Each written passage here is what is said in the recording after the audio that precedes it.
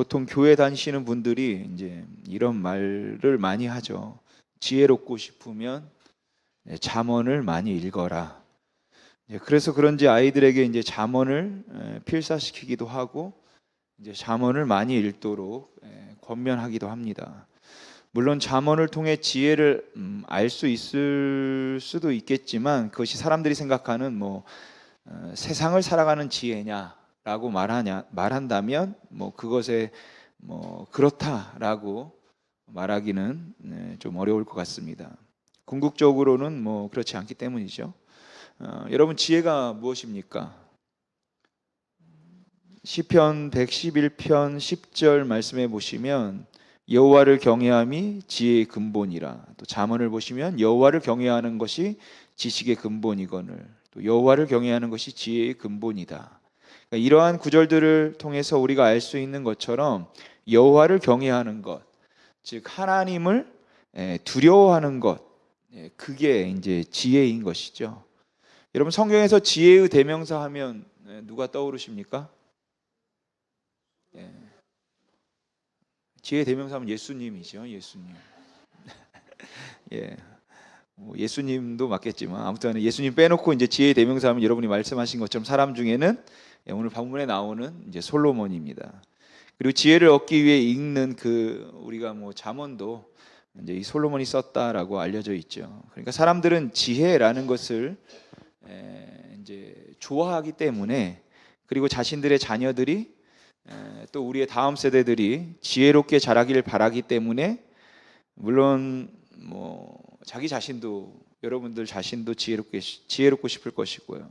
그래서 이 솔로몬의 기도를 보고 그래, 지혜를 구해서 솔로몬처럼 지혜를 받자, 그렇게 많이들 생각을 합니다. 이유야 여러 가지가 있겠지만 아마도 솔로몬이 지혜를 구함으로 지혜뿐만 아니라 다른 것들, 즉 부귀와 영광과 권력 등 좋은 것들을 받았기 때문인지도 모르겠죠. 돈 많이 벌게 해주십시오, 높은 자리에 앉게 해주십시오, 명예를 얻게 해주세요라고 기도하면 너무 속이 보이니까 지혜를 구해서 구하지 않은 것까지도 받고 싶은 마음에 이제 그런 것일지도 모르고, 아니면 그 구한 지혜를 얻어서 그 지혜를 잘 사용해서 돈도 벌고 권력도 얻고 명예도 얻으려고 그러는지도 모르겠습니다. 물론 나 자신이나 또 나의 자녀들이 지혜를 얻어서 이 힘든 세상을 하나님의 사람으로 잘 살아가길 바라는 마음에서 또 믿음을 지키며 살아가기 위해서 그럴 수도 있겠죠. 그래서 오늘 본문은 참 사람들이 이제 좋아하는 본문이기도 하고, 특히 여기 나오는 일천번제는 많은 부흥 강사들이 자주 사용하는 이제 본문이기도 하죠.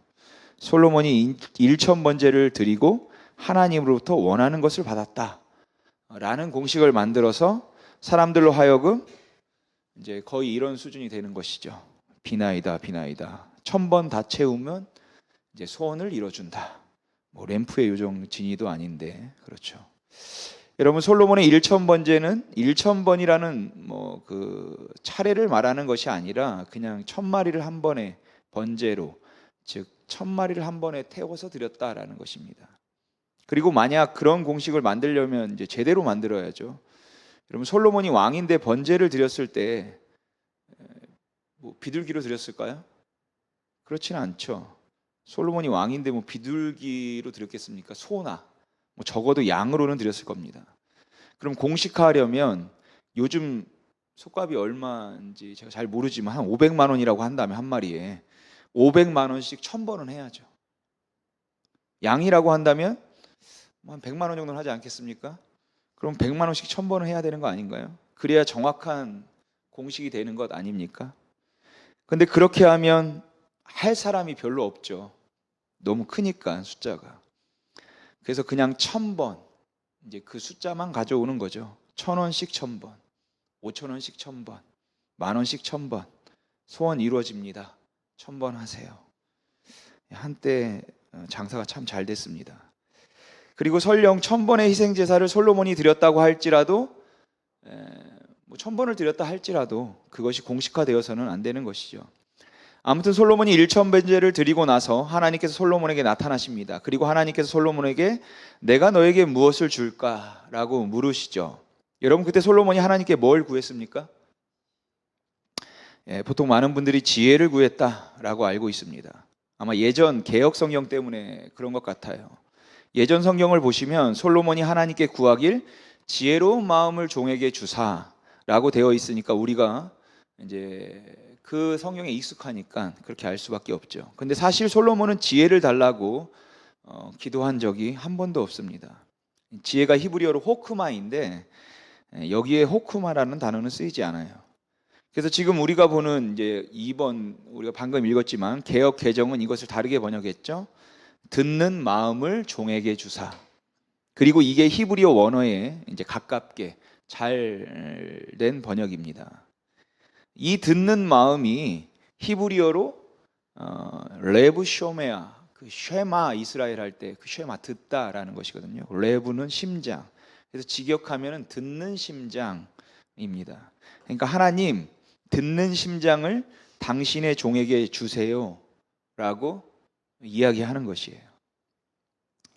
그런데 여러분, 이 듣는 심장을 왜 달라고 하나요? 듣는 심장이 왜 필요합니까? 첫 번째로 주의 백성을 바르게 재판하기 위해서. 여기 보면 솔로몬이 왕임에도 불구하고 내 백성이라고 하지 않고 이 백성은 하나님의 백성이라고 얘기를 한다는 것이죠. 그러니까 하나님의 백성을 올바르게 판결하기 위해서 지혜가 아니라 듣는 심장이 필요한 것입니다. 그리고 두 번째로는 선악을 분별하기 위해서, 즉 좋은 것과 나쁜 것 사이를 잘 이해할 수 있도록 하기 위해서 듣는 심장이 필요하다라는 것이에요. 그런데 재판을 올바로 하고 선악을 분별하는 것, 이런 게 대체 왜 필요하냐면 누가 주의 이 많은 백성을 재판할 수 있습니까? 즉 주의 이 많은 백성, 그러니까 지금 백성의 숫자가 너무 많은 거죠. 백성이 너무 많으니까 이제 많은 사람들이 오다 보면 왕이 올바른 판단을 하기 어렵기 때문에 그들을 잘 판결하고 선악을 분별하기 위해서 필요하다라는 것이에요. 그래서 우리는 솔로몬 혼자 그 많은 백성을 재판하기 위해서 그래 혼자 하긴 너무 많지. 그래서 계속 하다 보면 시간도 많이 걸리고 판단도 흐려질 수 있으니까 딱 듣자마자 판결을 팍 내릴 수 있는 지혜가 있어야 된다. 그래서 지혜를 달라고 기도했다고 생각합니다. 그런데 여기 주의 이 많은 백성이라고 할 때 이 많다는 히브리어로 카베드인데 무겁다라는 뜻입니다. 그럼 무거운 백성들이라고 해서 뭐 백성들이 다 비만에 한 덩치 하느냐 그런 것은 아니라 이 무겁다라는 것은 귀하다라는 것이에요. 여러분, 아무리 하나님의 백성이 숫자가 많아도 그 백성이 하찮으면 자기 마음대로 판단할 수 있는 것입니다. 그러나 솔로몬은 이 백성은 내 백성이 아니라 하나님의 백성이고 그리고 무거운 즉 귀한 백성이다라는 것이죠. 그러기에 함부로 판단할 수 없다는 것입니다. 여러분, 성경에서 공경하다, 존경하다, 영광을 돌리다라고 할 때 바로 이 단어, 이 카베드라는 단어를 씁니다. 그러니까 공경하다, 존경하다, 영광을 돌리다라는 것은 상대방의 말이나 상대방을 가볍게 대하는 것이 아니라 무겁게 대하는 것이에요. 귀하게 대하는 것. 그러니까 우리가 주님의 영광이라고 할 때도 마찬가지입니다. 바로 주님의 무거움이라는 뜻이에요. 여러분, 솔로몬이 하나님께 구하는 장면에서 이 솔로몬의 말을 잘 살펴보시면 나에게 주세요라고 얘기하지 않고 왕이 당신의 종에게 주십시오라고 자기 자신을 하나님과의 관계에서 낮춰서 이야기합니다. 또 내 백성이라고 이야기하지 않고 당신의 백성이라고 이야기를 하죠. 그런데 그 백성이 그냥 단순히 숫자가 많은 게 문제가 아니라 귀한 백성이라는 것이에요. 당신의 귀한 백성. 그리고 그 다음에 지혜를 주세요라고 얘기하지 않고 듣는 심장을 달라고 합니다. 그러면 여러분, 이제 더 중요한 질문은 뭐냐면 그럼 도대체 뭘 듣느냐? 뭘 듣느냐라는 것이죠. 하나님의 음성을 잘 듣고 그걸로 잘 판단하는 건가요? 그렇지 않습니다. 이 듣는 심장 다음 구절들을 읽으면 우리가 답을 알 수 있습니다. 솔로몬이 듣는 심장을 주세요라고 말한 다음에 하나님이 이 솔로몬이 구한 내용을 말을 바꾸어서 설명하십니다. 하나님이 솔로몬의 말을 그대로 인용하지 않고 그래 네가 이걸 구하는구나 라고 말을 싹 바꿔서 말씀하시는데 잘 보십시오. 누가 주의 이 많은 백성을, 귀한 백성이죠, 누가 주의 이 귀한 백성을 재판할 수 있사오리이까? 듣는 마음을 종에게 주사 주의 백성을 재판하여 선악을 분별하게 하옵소서. 솔로몬이 이것을 구하매 이 말씀이 주의 마음에 든지라. 이에 하나님이 그에게 이르시되, 그러니까 하나님께서 솔로몬에게 네가 구하는 게 바로 이것이구나 라고 하시면서 말씀하시는데, 네가 너 자신을 위해서 오래 살게 해주세요 라고 구하는 것도 아니고, 잘 먹고 잘 살게 해주세요 라고 구하는 것도 아니고, 저를 괴롭히는 저 원수, 저 나쁜 놈 제 말 없애주세요 라고 구하는 것도 아니고, 네가 뭘 구했냐면 송사를 듣고 분별하는 지혜를 구하였다 라고 말씀하시는 것입니다. 여러분, 솔로몬은 듣는 심장을 주세요 라고 기도했는데 그것을 하나님이 그게 지혜야 라고 해석해서 말씀하시는 것입니다. 그러니까 하나님께서 정의하시는 지혜가 무엇인가 하면, 솔로몬이 듣는 마음을 달라고 했는데 그 듣는 마음을 하나님이 평가를 하시면서 네가 듣는 마음을 구하는데 그게 바로 지혜다 라고 말씀하시는 것이죠. 근데 그게 뭘 듣는 것인가요? 하나님의 음성을 잘 들어서 판단을 옳게 하는 것이 아니라 뭐를 듣는 거냐면 송사를 듣고, 즉 자기한테 청혼하는 사람들의 목소리를 듣고 이제 그걸 잘 분별하는 것이죠. 그걸 하나님은 지혜를 구했다고 말씀하시는 것입니다. 그리고 이 다음에 나오는 이야기가 무엇인가 하면, 이 안 믿는 사람들까지도 너무도 잘 아는 그 유명한 솔로몬의 재판 이야기죠. 그래서 이 솔로몬의 재판 이야기는 바로 듣는 심장, 즉 송사를 듣고 분별하는 지혜가 무엇인가 라는 것에 대한 예를 보여주는 것이에요. 연결되어 있는 것입니다. 여러분도 아시겠지만 이 솔로몬의 재판 이야기를 보시면 어떻습니까? 두 여자가 솔로몬 앞에 와서 먼저 한 여자가 이렇고 저렇고 이야기를 하고 또 다른 여자가 저렇고 이렇고 이야기를 하죠.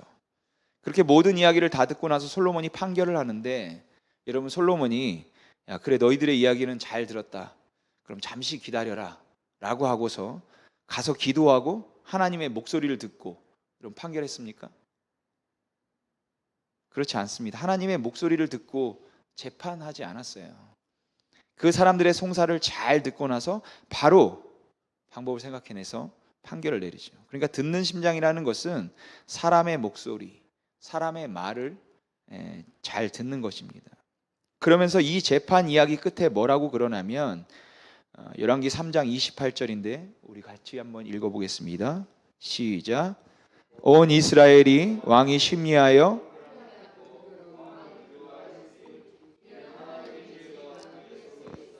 판결함을 봄이더라. 아멘. 그러니까 솔로몬이 사람들의 이야기를 듣는 그 심장에 대해서 이것이 하나님의 지혜라고 이야기를 하는 것입니다. 그럼 여러분, 지금까지 살펴본 바로 듣는 마음이 지혜인데, 이 듣는 마음이 그냥 사람들의 이야기를 잘 들어주는, 일종의 공감하고 들어주는 것만 의미하는 것은 아니죠. 왜냐하면 솔로몬도 잘 듣고 그리고 잘 판결했거든요.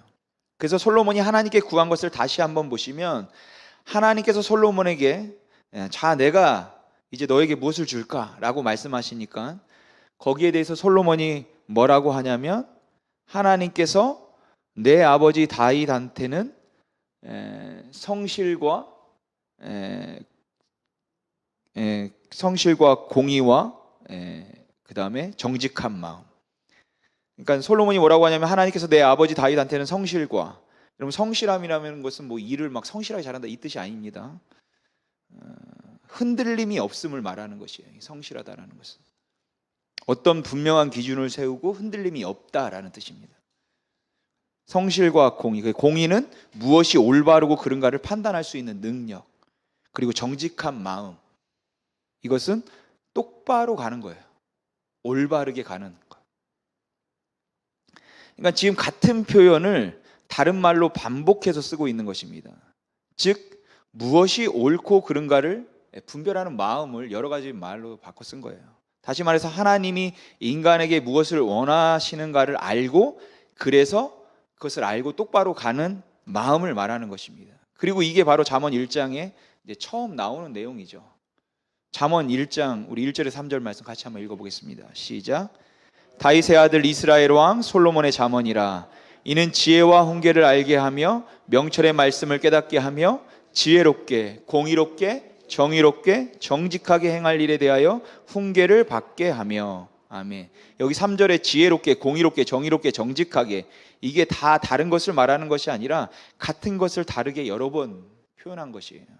바로 하나님께서 인간에게 원하는 것이 무엇인지를 알고 그것을 똑바로 다 따르는 것, 이걸 말하는 것입니다. 그게 잠언에서 말하는 지혜입니다. 그리고 이게 다윗의 마지막 유언이기도 하죠. 열왕기상 2장 3절을 보시면 다윗이 솔로몬에게 너는 하나님의 명령을 지켜, 즉 하나님께서 원하시는 것이 무엇인지를 알고 지켜라. 그런데 그걸 어떻게 아느냐면 모세의 율법, 즉 성경에 있다는 것입니다. 그러니까 성경을 보면 법률이라고 하잖아요. 여기 법률과 계명과, 이 법률, 이게 법조항이라기보다는 가르침 같은 것입니다. 가이드 같은 거예요. 계명과 율례라는 것은 이것 이상 넘어가면 안 되는 그런 한계를 지어주는 것입니다. 그리고 증거는, 증거라고 번역돼서 뭐 법정에 내놓는 증거 자료인가, 그런 게 아니라 하나님의 조언 같은 것이에요. 그러니까 이 세 개가 다 같은 표현인 것이죠. 하나님이 인간에게 원하는 것. 근데 그게 모세의 율법, 성경에 있다라는 것이죠. 그러니까 성경을 봐야 하나님의 원하심을 알 수 있다는 것입니다.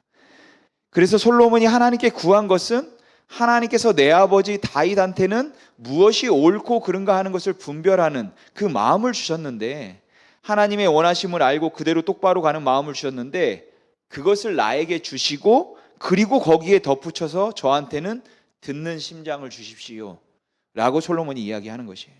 그러니까 여러분, 무엇이 옳고 그른지를 명확히 분별하고 판단하는 마음 플러스 남의 이야기를 들어줄 줄 아는 마음이 합쳐진 것, 그것이 여러분 지혜인 것입니다. 그래서 이 두 가지를 같이 갖고 가야 하는 것입니다. 예전에 EBS에서 이제 아이의 사생활이라는 총 5부작으로 된 다큐멘터리를 한 적이 있습니다. 이제 뭐 다 살펴볼 수 없는데 그 중에 2부가 도덕성에 관한 내용이었어요. 거기에 보면 현대 교육학에서 이 도덕성이라고 하는 것에 두 가지 요소가 있다고 이야기를 합니다. 인지적 측면과 정서적 측면. 사실은 여태까지 도덕이라고 하는 것은 이 인지적 측면만 강조되어 왔다고 해요. 그래서 자제력을 키우고 책임감을 강조하고 분별력, 무엇이 옳고 그른가를 분별하는 마음을 키우고 공정한 것, 공평성을 이제 강조했죠.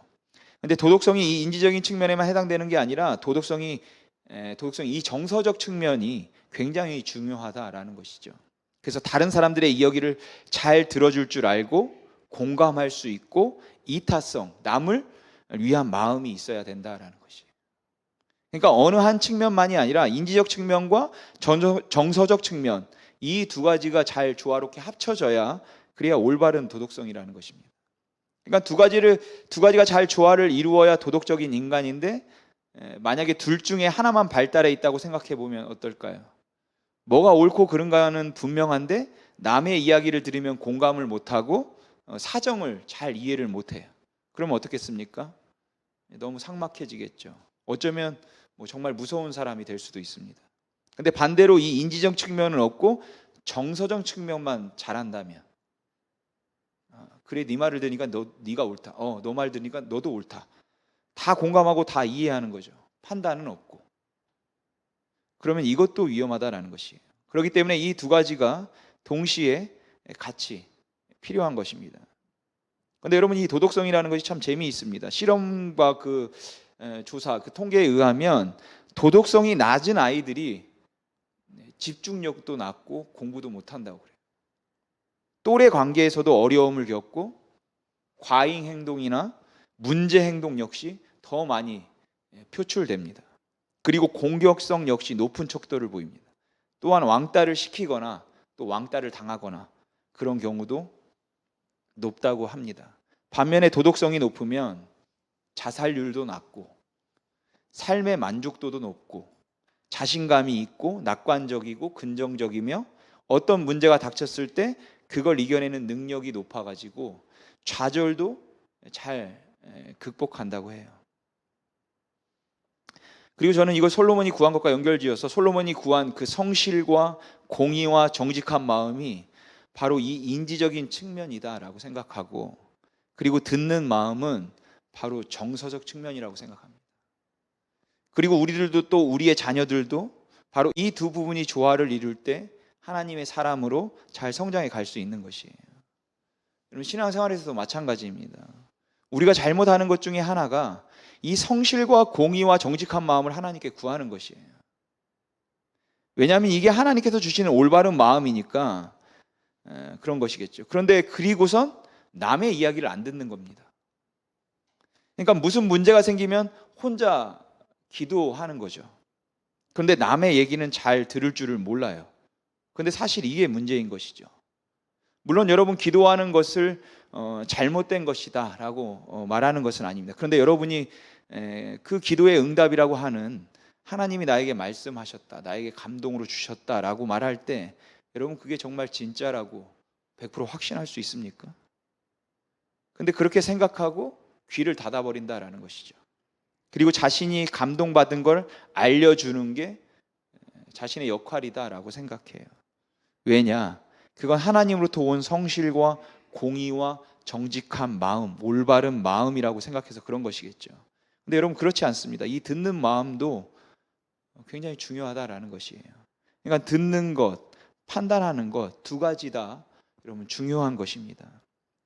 그래서 솔로몬의 지혜에 대한 것의 마지막 부분을 보면 하나님께서 그 솔로몬의 지혜에 대해서 말씀하시면서 마지막에 뭐라고 하시냐면 열왕기상 4장 29절 말씀인데, 하나님이 솔로몬에게 지혜와 총명,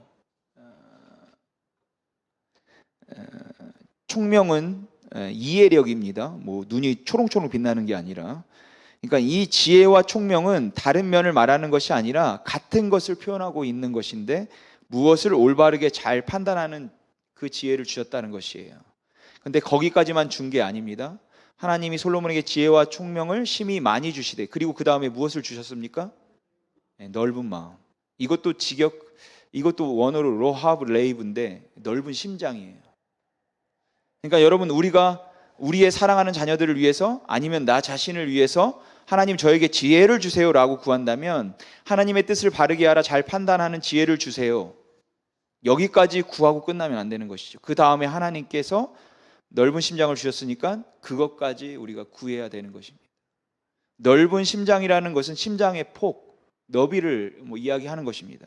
근데 그 폭이 어느 정도입니까? 바닷가에 있는 모래사장만큼 넓다는 것이에요. 이 바닷가는 여수 밤바닷가가 아니라 지중해 바다를 이야기하는 것입니다.